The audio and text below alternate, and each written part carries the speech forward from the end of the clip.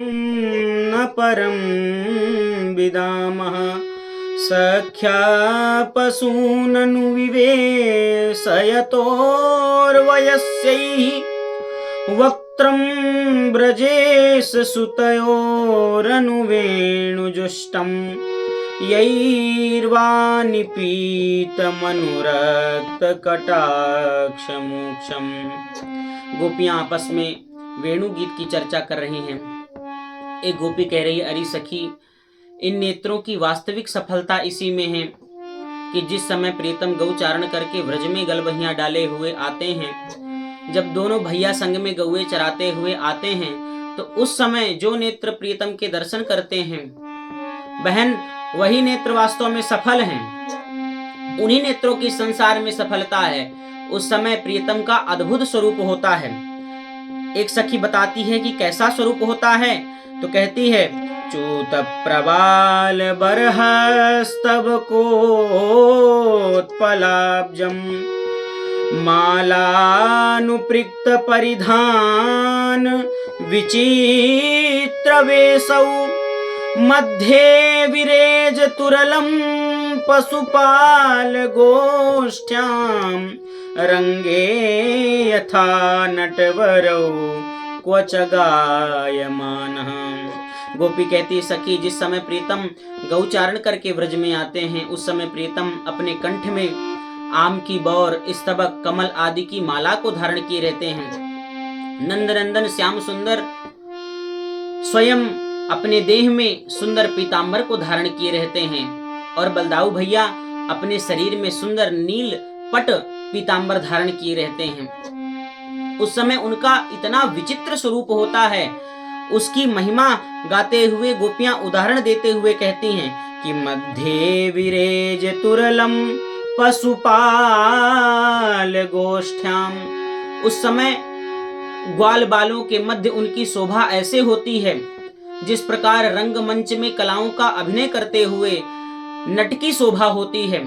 जिस प्रकार नट अपनी अंगुलियों के इशारे से कठपुतलियों को नचाता है पर्दे के पीछे से, लेकिन समस्त संसार, समस्त दर्शक यही सोचते हैं कि वह कठपुतलियां स्वतः ही नाच रही हैं। उसी प्रकार यह परमात्मा समस्त जीवों को माया रूपी पर्दे के पीछे से नचाता है, लेकिन जीव यही सोचता है कि यह स्वतः ही नाच रहे हैं।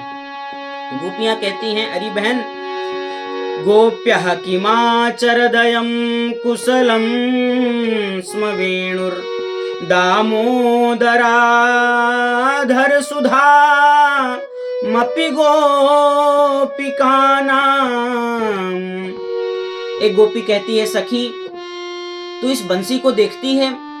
यह बंसी ने ना जाने अपने पूर्व जन्म में ऐसे कौन से पुण्य किए जो हमारे प्रियतम के अधरासों का निस्दिन निरंतर पान करती रहती है। एक गोपी कहती है, सखी, मुझे तो ऐसा लगता है कि हमारे प्रियतम के अधरासों का रस हमें बिल्कुल नहीं छोड़ेगी, ये स्वतः ही पूरे रस को पान कर जाएगी। एक गोपी कहती है, बहन, तू इस वेणु को छोड़। जब भगवान इस वेणु को बजाते हैं तब तू इस वृंदावन की शोभा को देखती है।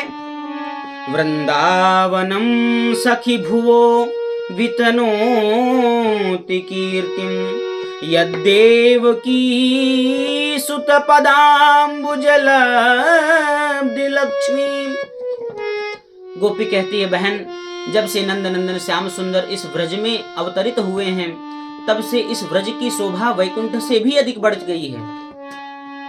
तभी तो वैकुंठ की स्वामिनी माँ लक्ष्मी शाश्वत रूप से वैकुंठ में निवास करने लग गई हैं, अर्थात वैकुंठ को छोड़ करके इस धराधाम में, इस वृंदावन में निवास करने लग गई हैं। एक गोपी कहती है, बहन, तू व्रज के मयूरों को देखती है?